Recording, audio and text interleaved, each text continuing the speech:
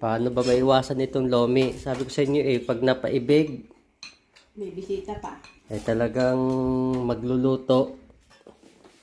Oh.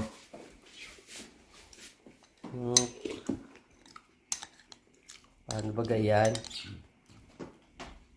Pag lomi na napag-usapan nadalaw ako ng inaanak ko Hindi pala alam na inaanak ko siya, Hindi niya alam na inaanak ko.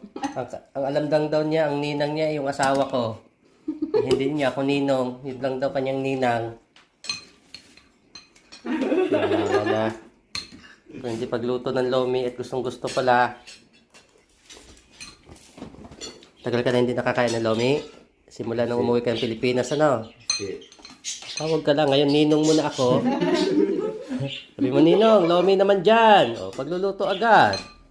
Alam mo na ninong ako Agad-agad.